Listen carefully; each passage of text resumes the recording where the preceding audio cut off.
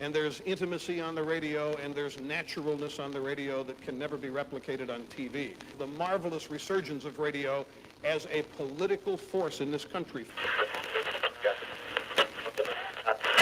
News-related radio programming is evolving.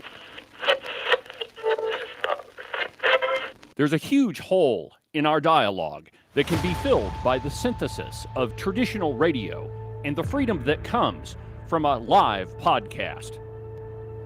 You're about to experience Cowboy State Politics live. Here we go.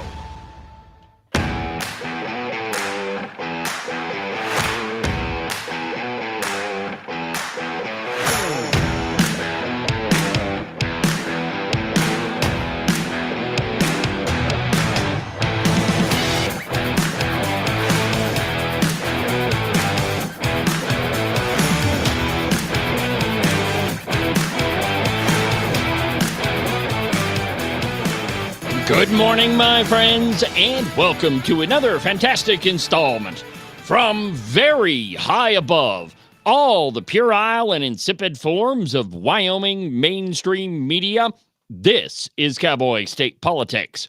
I, of course, am your illustrious host, David Iverson, firmly ensconced behind the silver Cowboy State Politics microphone and broadcasting to you from the base of the Bighorns at the Cowboy State Politics Studio in Sheridan, Wyoming.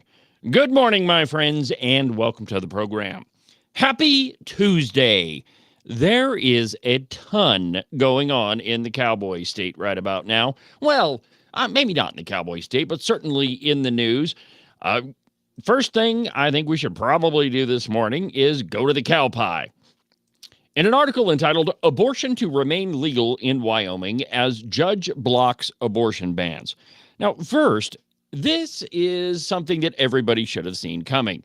Melissa Owens is a liberal judge in Jackson, and she signaled numerous times that she's probably going to rule against all of the abortion bans in the state. But her reasoning in her order is probably the biggest story of the day, or at least it ought to be. Melissa Owens took it upon herself to declare that abortion is health care. Now, this is an opinion, a judicial opinion we've seen in a lot of different states, but it's the first one in Wyoming. And it's one that really doesn't make any sense when you get down to it. Abortion, by its very definition, is the termination of life, and therefore it is not health care for the child that you're killing. And by the way, we should just probably dispense with the whole abortion talk and just call it what it is. You know, the reason why we use abortion, the term anyway, is that it is a clinical one. It allows us to talk about something horrible without throwing up in our mouths a little bit. But I'm in favor of just calling it what it is, and that is killing babies. So Melissa Owens, the baby-killing judge, said that abortion is health care. Now, and there's this big argument among pro-choice people and people who are in favor of this barbaric practice, is that if somebody chooses to terminate a life, which, by the way, nobody has the right to kill another innocent human being, but if someone chooses to take another life, then that somehow is health care. Well, I don't necessarily see how it's health care, because if everything is working properly and there's no problems with your pregnancy, then there's no reason to terminate the child. And logically, that would mean that there is no health care going on there. And it's certainly not health care for the child. So Melissa Owens's order is absolutely wrong-headed. And I don't think that this is anything that any of us, are surprised about. I think that it was absolutely a foregone conclusion that this is the way she was going to rule. But another thing that is interesting about this is that it comes right after the election. This case has been sitting on her desk for over a year. She could have ruled at any point. The arguments are long over with. So why did she wait so long? Well, I think it was to make a political point against the Trump administration. And I guess you could make the same argument to say, well, why didn't she do this in favor of Kamala Harris? Why didn't she do the ruling before the election? Well, I think that Melissa Owens is politically savvy enough to figure it out that this probably would have incensed a lot of Wyoming voters. And the truth is, when you look at the Wyoming legislature, it is overwhelmingly pro-life. There is absolutely, I mean, I shouldn't say absolutely, but for the most part, most Wyoming legislators are very much pro-life. That they believe that life begins at conception and it ends at, they use the phrase natural death, but it ends at death. And I am continually amazed by activist judges, by judges who insist on legislating from the bench. That's not the role of the judiciary. The role of the judiciary is to interpret the law and to apply the law and to apply sentences for crimes committed against the law. It's not in any way to write law from the bench or to advocate from the bench, which is exactly what Melissa Owens has been doing. So this is a really sad day, but I hope that Wyoming legislators get into gear and craft yet another abortion ban, and so we can make it clear to the judiciary that, no, actually the legislature really does think that abortion is murder and that we definitely don't want to kill babies. Again, this is one of those rulings that I was just hoping that maybe she would rule in a different way, but guess not. So today on the program, there's a lot of stuff in the news, really. Surprise, Vladimir Putin is not in favor of having U.S. missiles fired into Russia. Who would have saw that coming? And then, as you also might have guessed, the liberal media suck-up has begun. Now, we have, the media has two choices. First, they could continue their opposition to President Trump, but what they've seen over and over and over is that didn't do them any good. Their ratings are in the toilet, and they're having to lay off numerous or large portions of their staff. So, I mean, that's one choice. They can continue doing what they're doing, or they could do what journalists do and actually engage with both sides to discuss with the Trump administration what might be going on and then proffer their own opinion. So they have two choices, and a lot of them in the media have decided that they're going to go ahead and choose the second choice, and that is do the exact opposite of the very damaging thing that they've been doing to their own self-interest for a while. And then over the weekend, I don't know if you saw this or not, but Democrats in Pennsylvania have tried to flip their Supreme Court the bird and said that they are just going to continue counting illegal ballots. Absolutely absurd, but the Pennsylvania Supreme Court has again slapped them down. And then, well, the DNC, the blame game continues, and now they're backtracking on being the party of the freak show. And so I've got those stories and a lot more today on the program. I'll try to fit some calls in later on in the show.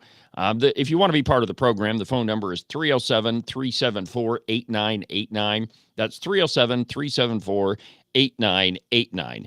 But we begin in a place where I don't think that you would think that I would start out this whole discussion, but the Bill Maher program. He had William Shatner on as a guest, and this thing is really long, and I'm not going to play all of it for you, except the really juicy parts where William Shatner says, I don't really know why everybody didn't vote for Harris. I mean, everything is great. So there's that part.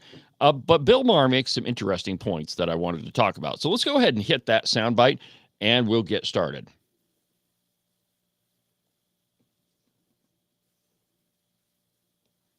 I don't think people see you as a political person. yeah, well, as someone who, they may imagine, okay, he lives and works in Hollywood and Canadian and, probably a liberal. But, I don't feel like most people in this country hate, especially the conservatives, quite frankly, are much more tolerant of people they don't like. It's the liberals who are purists, especially the ones in this town. They're the ones who, like, if you don't agree with me 1,000,000%, I don't even want to know you.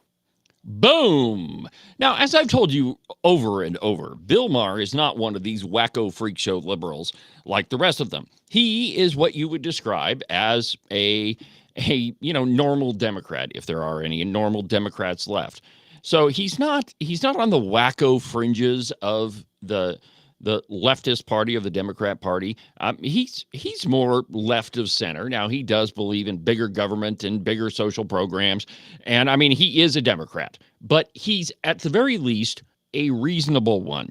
And that piece that I just played for you saying that, it's actually Republicans who are more accepting of other people than are the Democrats. And this is demonstrably true. And if you look at Trump's the vote totals that he got in this election, I think it bears that out. Trump gained voters in almost every single demographic that we track. And in fact, the only one that he didn't gain voters in was white women. Every other demographic, white men, black women, immigrants, in people of minorities. He gained in every single demographic, which means that his message is resonating with a lot more people. And secondarily, it also tells you that Republicans are not the party of exclusion and identity politics. That's the other side. That's the Democrat Party. They are the folks that came up with diversity, equity, inclusion, which is a wonderful contradiction. They're the people that stand up and they shout over and over and over that we have to have diversity, we have to have equity. But when it comes down to it, the only diversity that they want is theirs. They only want the diversity of their own opinions and being inside their own heads. When anything threatens their orthodoxy or threatens their way of thinking or, even questions them on anything, well, then those ideas are excluded. The left really, historically, has never been the party of inclusion at all. In fact, it was the Democrat Party that helped start the Ku Klux Klan. Absolutely, it is.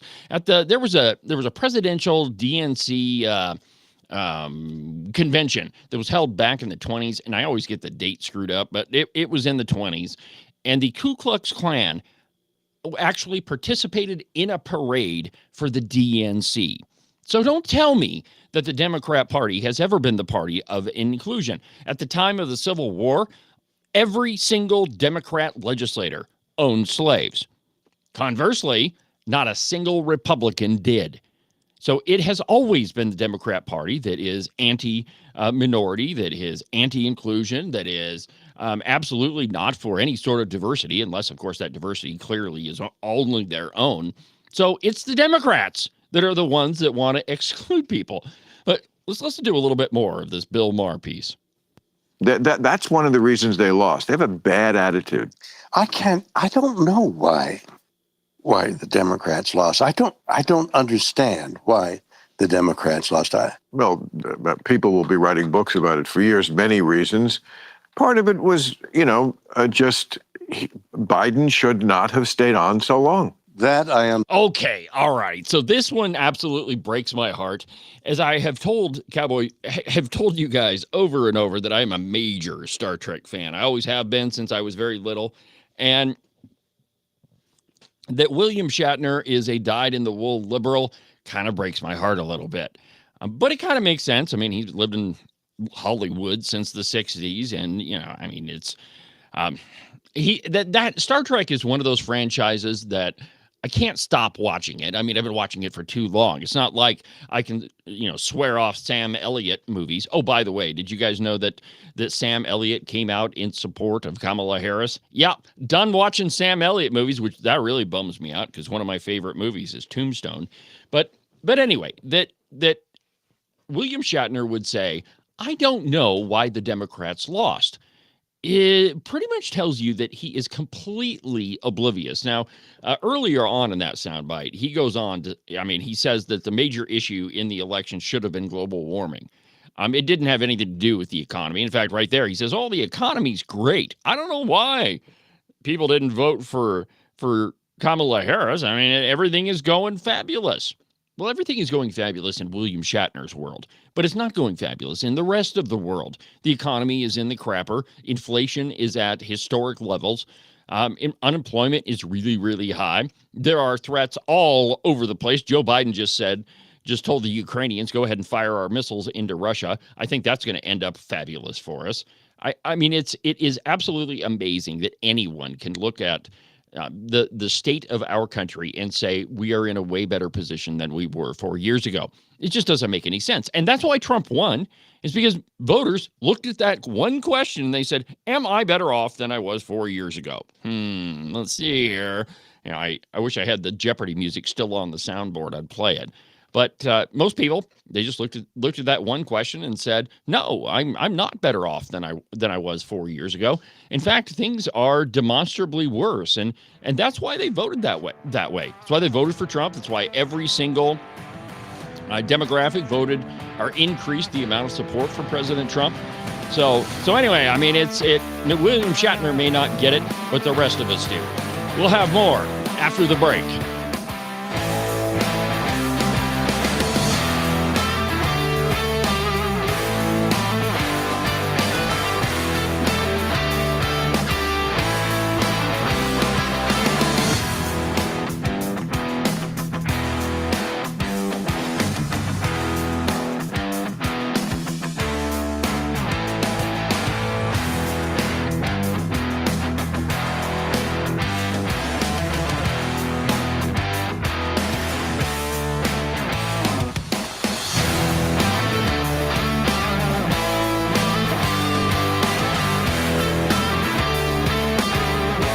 You are listening to Cowboy State Politics Live on the Independence Network.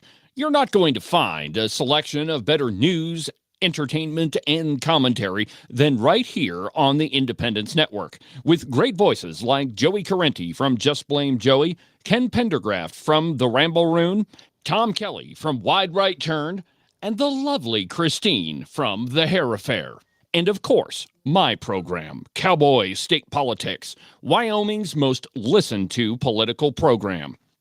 Also, don't forget to check out the articles section at the website, independencenetwork.us. It's loaded with op-eds, commentary, and news from all around the Cowboy State. You can listen to the Cowboy State Politics podcast anywhere that you get your podcasts. iHeartRadio, iTunes, TuneIn, really any of them will work. But the easiest place is just to go to the website, cowboystatepolitics.com. There you can find all of the shows, as well as any of the articles that I might bring up during the course of a program. That way, if your name is Joe Biden and you can't remember if you had your pudding today, well, I probably can't help you with that, but I can definitely tell you why you should have never ran for president. And now, back to our program.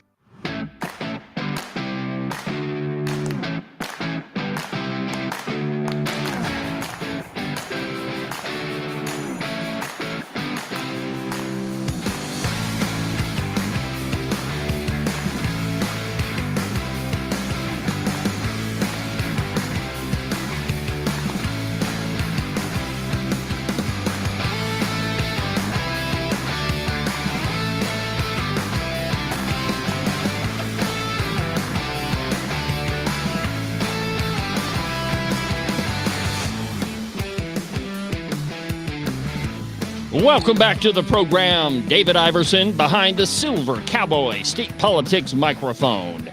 Welcome back to the program, my friends. Cowboy State Politics on Facebook, on YouTube, on X, on Rumble, and of course on the Independence Network. Before the break, I was taking you through a bit of sound from Bill Maher's program and his interview with William Shatner. Let's go ahead and listen to a little bit more of it. Understand, but inflation, prices have come down, the economy is good.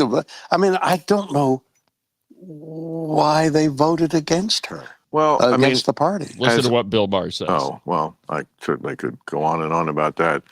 But basically, you know, she was not a great candidate, let's be honest.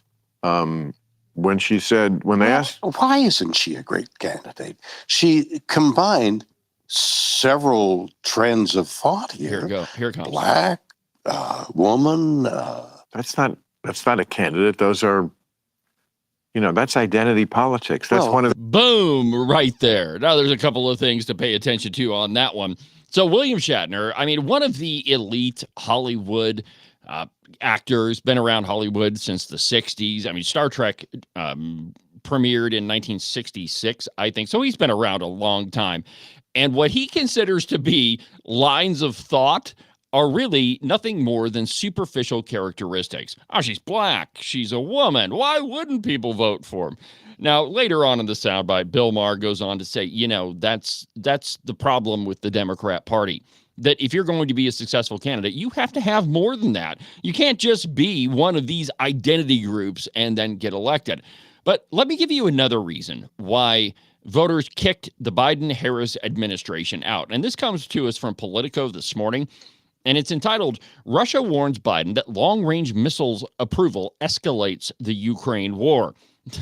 Who would have saw this one coming? And I quote, the decision by the United States to allow Ukraine to use long-range American missiles against targets in Russia marks, quote, a new round of tension in the war, the Kremlin said Monday.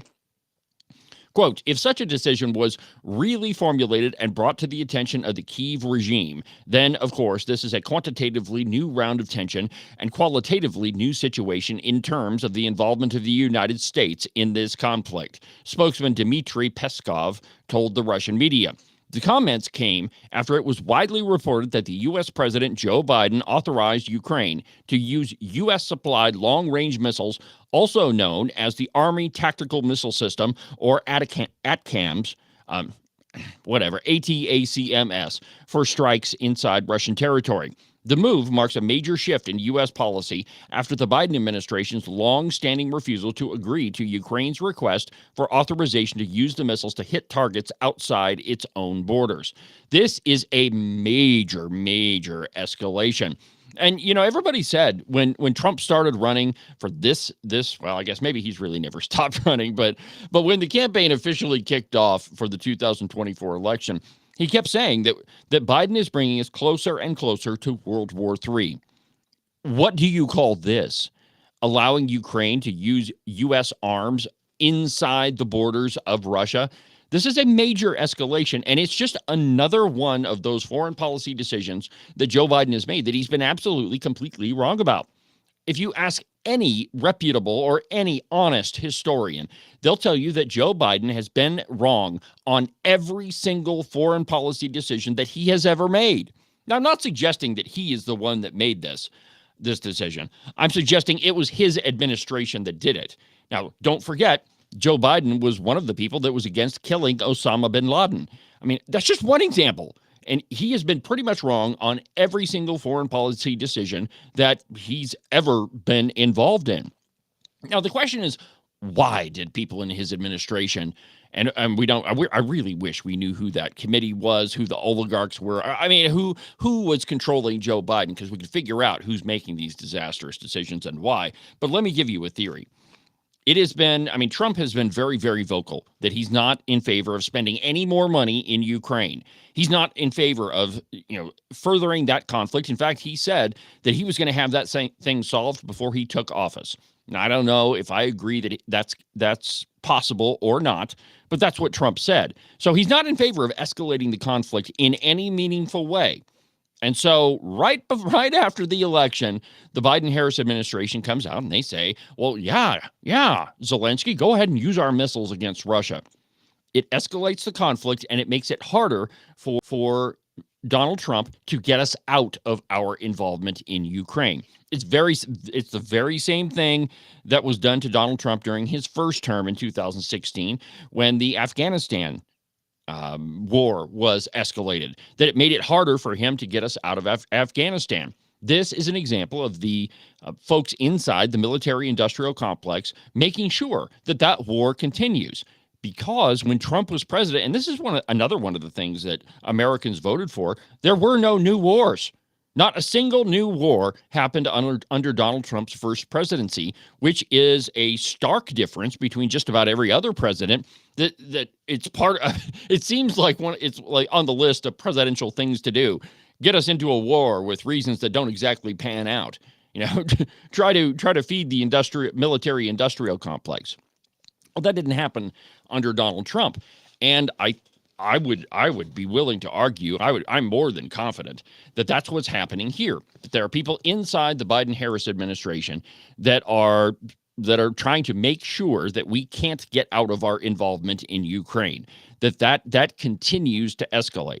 Now, it's also very, very dangerous for the United States because who knows what Vladimir Putin is going to do? He's not exactly a sane individual.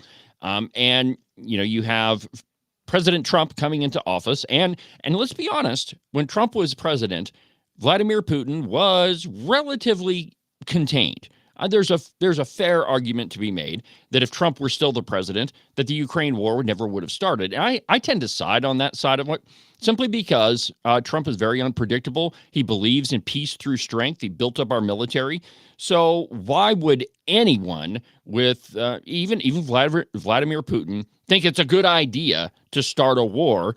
And even one that the U.S. president at the time is absolutely opposed to. That doesn't make any sense at all.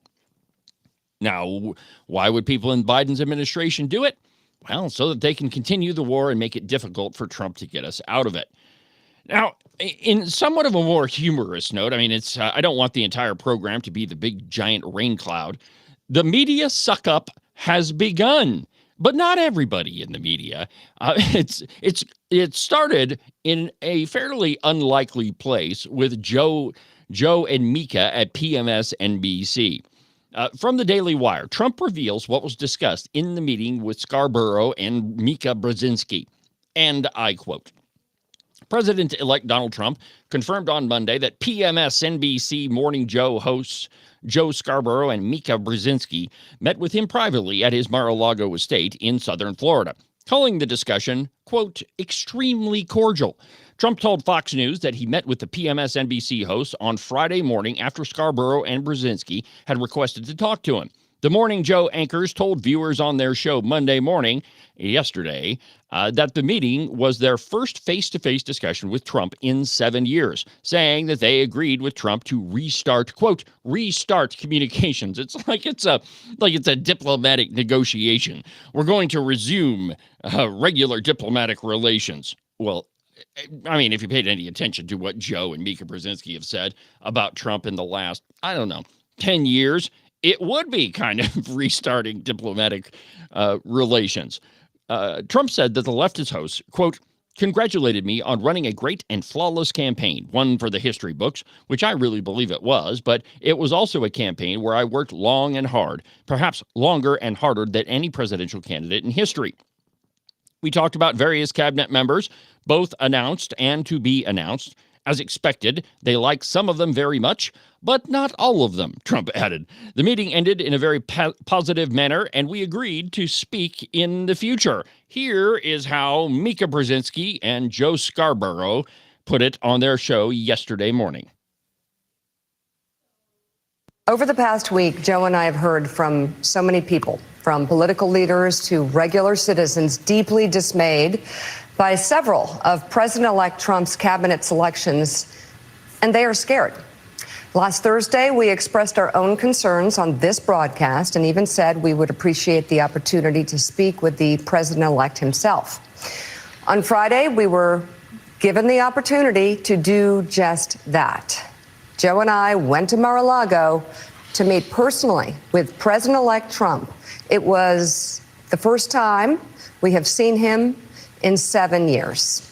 Now, we talked about a lot of issues. Hold on. So these two call themselves journalists, and they haven't talked to one of the major political figures in the United States in recent history, a guy that's going to go down in the history books for multiple reasons. You haven't talked to him for 7 years, and you are among the major hosts in the media. Now, I'm not saying major by the amount of viewers. I'm saying they are like the main morning show of one of the major networks, PMS NBC. But you haven't talked to him for 7 years? Holy crap. There are people in the Wyoming legislature that I would really rather not talk to, but I've at least had a conversation with them. And my program's only been going on, well, next month will be the beginning of season 5. But 7 years that you've sat by the sidelines and not talked to the man? Holy crap. Abortion, mass deportation, threats of political retribution against political opponents and media outlets. We talked about that a good bit. And it's going to come as no surprise to anybody who watches this show has watched it over the past year or over the past decade, that we didn't see eye to eye on a lot of issues, and we told him so. What we did agree on was to restart communications. My father often spoke with world leaders with whom he and the United States profoundly disagreed. That's a task shared by reporters and commentators alike. We had not spoken to President Trump since March of 2020, other than a personal call Joe made to Trump on the morning after the attempt on his life in Butler, Pennsylvania. Okay, all right. I've had enough of these two. But my point here is that the media suck-up has begun. And it's like him or not, if the media wants material, if they want access to the president, they're going to have to do a lot of, bridge building. They're going to have to be repairing a lot of the damage they inflicted. You can't call somebody Hitler and, a fascist for 7 years, 10 years in a row and expect that everything is going to be okay. That doesn't make any sense. And I mean, if it were me, I would have to have, I don't know. I probably might just invite them just to see what would happen. Hey, let's throw this out there and see what they do with it. Maybe that's what Trump did. Who knows? But we'll be back to the program after a completely outrageous profit timeout.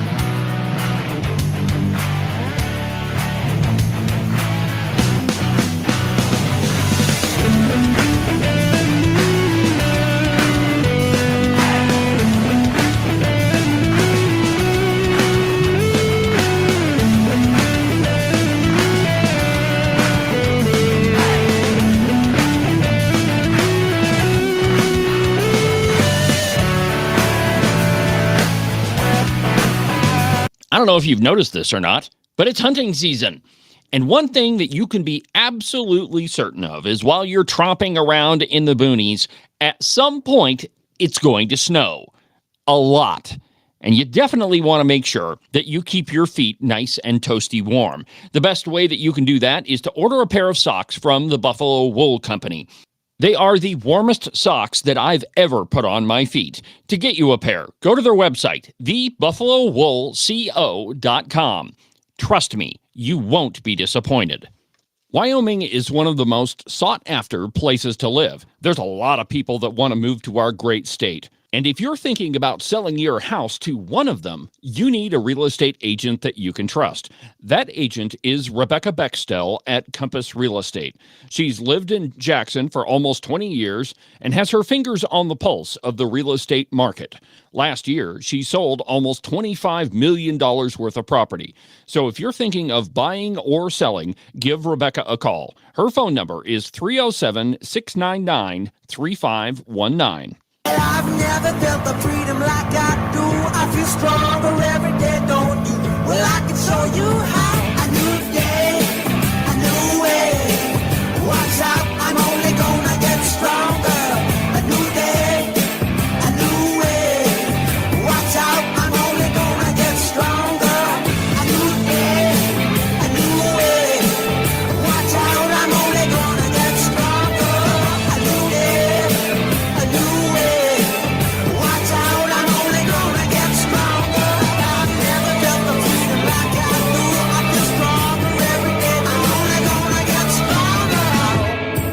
Cowboy, state politics is only going to get stronger. The program is only going to continue to expand from every county in this state to every state in this country.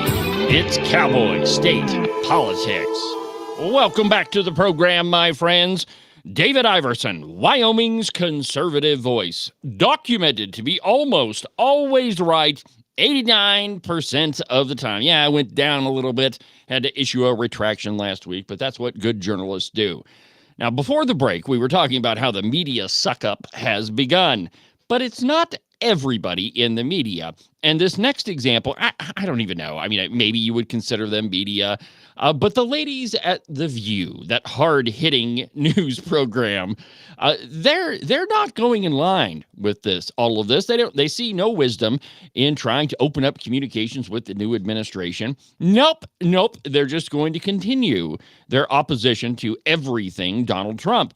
On a recent episode yesterday, Sonny Hostin, by the way, did you know that it was Bill O'Reilly that gave Sunny Hostin her first television debut. He brought her onto the O'Reilly Factor to comment on something. So thanks a lot, Bill O'Reilly. Well, anyway, she says that Morning Joe went to Mar-a-Lago to kiss Trump's ring from the Daily Wire, and I quote, Sunny Hostin, a far-left co-host of ABC's The View, slammed the co-host of PMS-NBC's Morning Joe for going to Mar-a-Lago to try to curry favor with President-elect Trump. Of course they are. They're a lot smarter than people at The View. Morning Joe co-hosts Joe Scarborough and Mika Brzezinski said during Monday morning show that they met with Trump. We just talked about that. It was the first time that they had spoken to him, blah, blah, blah, blah, blah. Let's see here. Anyway, I mean, there's very little left in this Hostin thing. Let's just go ahead and listen to what she said. The bottom line is that America needs a free press that is... Okay, hold on just a minute. Make sure that you have your duct tape securely around your head for this one because it may explode. Willing to speak truth to power right now, more than ever. And I think that we have to be very clear-eyed when we think about the president-elect and cover the president-elect. And I don't think you need to sit down for 90 minutes at Mar-a-Lago and kiss his ring to be able to speak truth and to be able to cover a story. So maybe they're not journalists in the true sense. No. Maybe they're saying that they're opinion Oh, this was amazing, right? Now, first of all, Mika and Joe are not journalists. They're opinion people who talk on a morning talk show.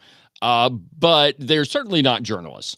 But however, they did go and talk to the president-elect. I mean, that's what a journalist would do. Even if you don't agree with somebody, you need to go get their opinion on something. You need to at least talk with them. I have very, very, very strong opinions about my senator, Bo Beitman, but I did call him. He didn't call me back, of course, but you have to talk to the people that you disagree with. And that way you can cover the story, at least give people the facts. You don't have to cover it fairly. You can inject your opinion. That's what we get out of Trotsky at the cow pie. Trotsky disagrees with a lot of people that he talks to, but at least he goes and talks to them. And it's amazing here that somebody at The View is saying, they talk to Trump, and that means that they're not journalists. Let's go ahead and listen to a little bit more of this crap. But we have to remember that Trump is the guy who ushered in the era of fake news. Because he is the guy who attacked 3 black female journalists. He's the guy that revoked Jim Acosta's press credentials for asking him a question. Not one question, multiple badgering questions. Jim Acosta is the guy that wouldn't let a word come out straight out of the press briefing room. He just continually badgered the press secretary over and over and over. And to teach him a lesson, they said, hey, man, if you're not going to participate in the press briefing, you don't have to come. We'll revoke your press credentials. Oh, man, here's some more of it. And so I think that this president-elect, I hate to say it, would like nothing more than to have only Fox News cover him, would like nothing more than a state-sponsored media. And I don't think he can be trusted in the way that other presidents can be trusted. This is an aberration. But the reality is he doesn't just have Fox News. He didn't do a lot It's an aberration. It's an aberration that happened again after he lost an election, lost being in big quotation marks. Then we reelected him after the turnout was too big to rig. Yeah, that's an aberration. It's an aberration that repeated itself. Absolutely incredible, my friends. The problem is that Sunny Hostin and Whoopi Goldberg and Joyless Behar and everybody at The View, they really do agree with Biden when he said this. The only garbage I see floating out there is his supporters. Yeah, they're the people that applauded when Hillary called us all a bunch of deplorables. That is the attitude of these people. They are elitists, or at least they think they're elitists.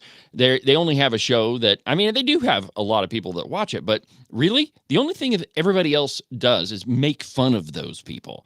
that no self-respecting journalist is going to set foot on The View, not because they're scared. And, this is interesting, right? Because there are a lot of people. Bill O'Reilly went on The View every once in a while. Sean Hannity's been on there, not for a long time. It's not that conservatives don't, are afraid to go on shows that disagree with them. It's that this one is rabidly partisan, that there's really no news that comes out of there. There's not 1 ounce of, and I can't say that, but there's not very often that there's 1 ounce of truth that comes out of The View. So of course people don't want to go on there. Now, there have been some articles, and I didn't pull one for this morning's program, but there are some articles of the people at The View trying to get Donald Trump to come on their program. So there's also a gigantic amount of hypocrisy coming out of Sunny Hostin and the ladies at The View. So anyway, I mean, the suck up has begun, and even though people like Sunny Hostin and her cohorts on that terrible, hard-hitting news program are saying, well, you can't even talk to Trump, in the background, they're the people that are trying to get an interview with him. So anyway, but there are far more important things to talk about. So, for example, the Pennsylvania Supreme Court once again has slapped down Democrats apparently trying to overturn election results with illegal votes. Now, this whole story has been going on for about a week. Well, since last Tuesday, anyway, or 2 Tuesdays ago. I forget, man. We're still, we're moving on past the election. But the Pennsylvania Supreme Court told Democrats that they have to stop counting ballots because, according to Pennsylvania law, a lot of ballots they were counting were not even legal votes. But yet the Democrats, in an attempt to try to overturn their Senate race, are continuing to count ballots. But here's the irony, that the amount of ballots that they have left to count is not enough to overcome the Republicans' ballots. So it's not even really an attempt to overturn the election, even though this piece from The Blaze says it is. There's not enough votes there. Really, what it is an attempt to decrease the popular vote that Donald Trump got, to minimize his win. This is something that I brought up last week during the program. Maybe it was on, I think it was on this program. Anyway, their whole point is to try to minimize the win that Trump had. That's the only thing that they've got left, because it was an overwhelming victory. He had 312 electoral votes, which were very close to Ronald Reagan territory. So they can't deny that he won the election, even though I expect on January 6th, or whenever they're going to count the votes, that there will be a number of Democrats that object to certifying the election results. The reason I can say that is they continually do that over and over. When we get closer to the electoral vote count, I'll dig out the old soundbite that's 10 minutes of election denial by the Democrats. So I'm sure that you're going to have that. But it's really not a credible argument. They don't have a leg to stand on. He won the Electoral College, and he won the popular vote. So the only thing that they have left is to try to claim that Trump did not get a mandate, that his win was not as big as everybody says it was. And that is what I believe is going on in Pennsylvania, because they can't overturn the election. So there's only one other possible explanation for what they're doing, and that's to decrease or to try to minimize the size of Trump's win. So let's see here. Let me get deep into the article. Where did it go? Here it is. Okay. This one's from The Blaze, and I quote, "The Pennsylvania Supreme Court ruled Monday that Democrats could not count ballots that were undated or misdated in their recount of one of the state's U.S. Senate seats. Senator Bob Casey, the Democrat incumbent, refused to concede the election and pressed for a recount despite numerous news outlets declaring the Republican challenger, Dave McCormick, the winner. The official margin of victory narrowly falls within the 0.5% cutoff for a recount, though many have called on Casey to concede to save taxpayers' money and based on the long shot odds of a challenge. Quote, the Pennsylvania Supreme Court rightfully struck down the flagrantly lawless campaign of Bob Casey and his scumbag lawyer, Mark Elias. Mark Elias is the lawyer that Harriet Hageman talks about a lot. In fact, she mentioned him in our most recent interview. He's the Democrat that files all sorts of frivolous election lawsuits every single election. He's a high-paid Democrat lawyer with very close ties to Hillary Clinton. I mean, he really is kind of a scumbag. Quote, Senator-elect McCormick's lead is insurmountable, which the AP made clear, said McCormick's communications director, Elizabeth Gregory. A recount will be a waste of time and taxpayer money, but it is Casey's prerogative. McCormick knows what it's like to lose an election and is sure Senator Casey will eventually reach the right conclusion. Critics were even more outraged when Democratic officials in some counties began counting undated and misdated ballots in their recount, an apparent violation of Pennsylvania election law. Quote, the election code demands absentee and mail-in electors to date the declaration that appears upon ballot return envelopes, and failure to comply with that command renders the ballot invalid as a matter of Pennsylvania law. And so the Pennsylvania Supreme Court has again struck down the flagrantly lawless campaign of Bob Casey. The Bucks County Commissioner, Diane Margasilia, one of the commissioners who reportedly voted to continue counting the ballots, did not respond to the blaze for comment, and Republicans elected John Thune, who also has come out against Bob Casey. So it's the only thing that the Democrats have left. And it just shows you how much respect or lack thereof they have for our electoral system. They don't care how they win. They don't care if they break the law. The only thing that matters to them is politics, and that is what they're doing. We'll continue after the break.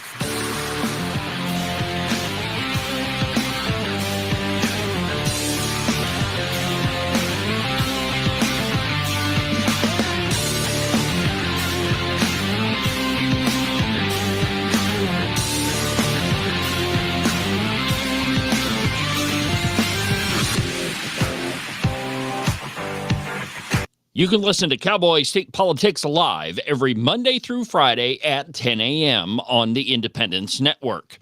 Make sure that you subscribe and follow the Cowboy State Politics podcast. You can do that from the website, cowboystatepolitics.com, or anywhere that you get your podcasts. That way, you'll make sure that you won't miss a single episode of Cowboy State Politics. Cowboy State Politics is sponsored by FreedomGoldUSA.com. They are the working man's gold company. The economy is in turmoil. The stock market pretty much is out of control, and you never know what's going to happen with your finances or your income.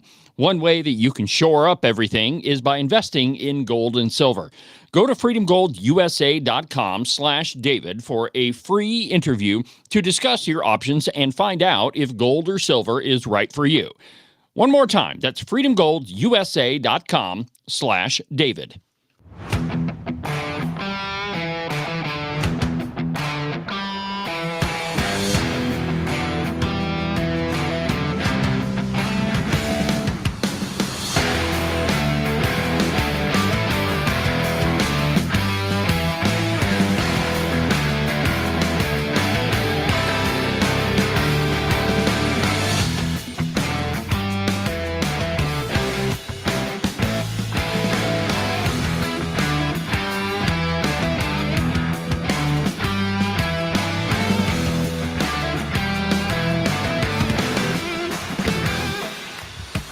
Welcome back to the program, Cowboy State Politics, Wyoming's most listened to political program. If you want to be part of the program, the phone number in the studio is 307-374-8989, 307-374-8989. Let's go ahead and take a call now. We'll go to Jerry from Rock Springs. How's it going, Jerry? It's going really good. Well, we got a little bit of snow up here in Sheridan. Do you got some snow down there on the ground in Rock Springs?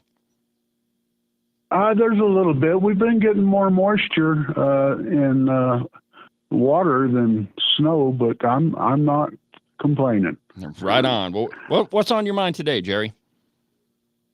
Well, I was just wanting to let you know that I'm happy to see a challenger for Gordon and being. I think it's about time someone steps up to a person that governs a state that 72% of the people were voting for a president, and we haven't heard a word from the so-called governor we got. Yeah, I think the governor's race is going to be really interesting to watch. I just hope that conservatives don't do what we always do, which is run a whole bunch of candidates, and then eventually at some point we get in a circle and all shoot each other. I just really hope that there's one or two candidates, and then that's it. And my exact thoughts. I'm not sure it's been yet, but we need to get it started so that Wyoming can know what we deserve. Well, I agree with you. And it is a stark contradiction that in a state that voted 70, I think it was close to 74% with Donald Trump in this last election, why we elect a governor with less than, I think he got like 32 or 33% of the vote his first time around. And his policies have been very much on the left side of things, green energy stuff. So it's a big contradiction, and I'm glad to see that there are people that are going to run against him. And Brent got over 50,000 votes in the last election, which is pretty good for being kind of a relatively no-name guy. I mean, I think he did good in his first run for governor. Yeah, he brings up a lot of good issue. I belong to his page, and I get to see his posts, and there's always positives that come from him. Yeah, I like Brent. I've interviewed him on the program a number of times. It's going to be really exciting to see, who else steps up. And, we'll just, it's another race 2 years away. But if you're going to win the governor's seat, I guess you got to start early. Yeah, I don't see how we could do wrong with almost anyone that I've seen in the past that's run for governor other than Gordon. Yeah, well, I mean, there's a number of leftists that'll probably throw their name in the ring, but in many ways, anybody be better than old Gordo. Okay, and I thank you. I haven't been getting notifications. I had to go do a search today. I don't know what's up with Facebook. Well, now I know what I got to do to get through. Yeah, so it's you bring up a good point. Sometimes the program gets shadow banned. That's what they call it on Facebook. But if you go to the Cowboy State Politics page, or if you want to go to X or YouTube, or it's on Rumble, so there's a number of ways you can get there. But you just kind of have to work around. So thanks for the call, Jerry, and we'll talk to you again.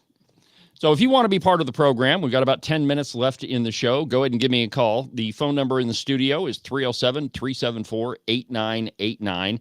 That's 307-374-8989. James Clyburn was interviewed on Neil Cavuto's show, I believe it was yesterday, and he is not backing off the whole Hitler, Mussolini, fascist talk from the Daily Wire.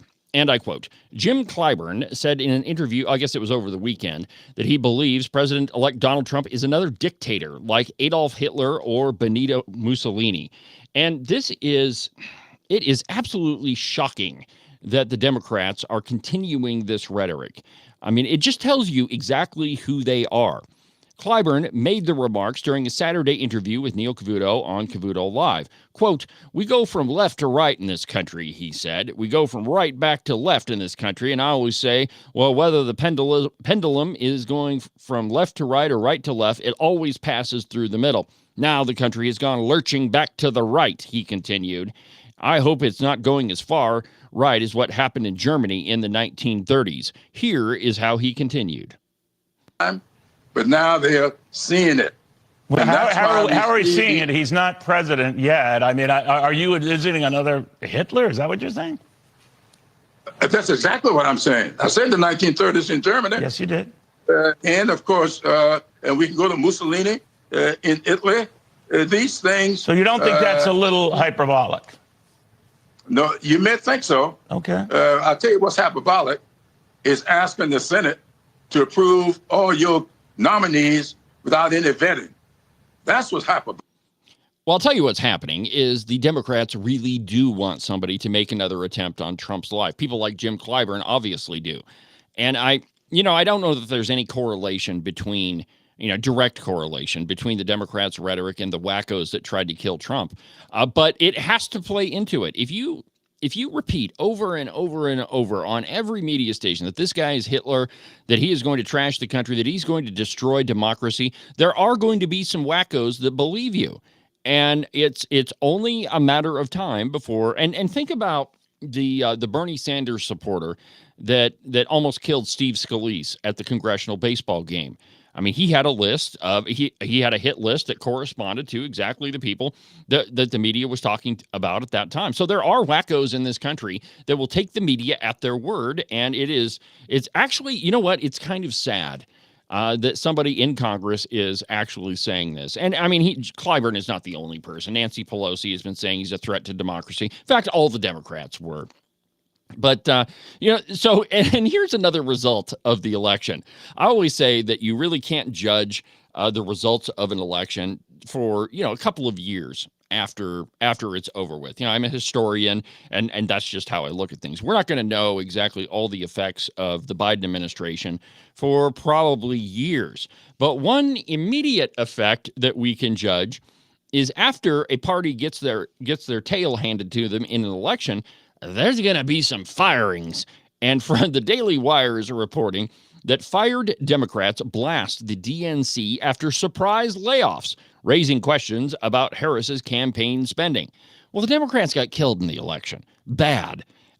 Kamala Harris spent over $1 billion, and she still ended up in debt. I don't know how you do that. To tell you the truth, my friends, I don't even know what $1 billion is, and I don't think that most people really have any conception of how much money that is.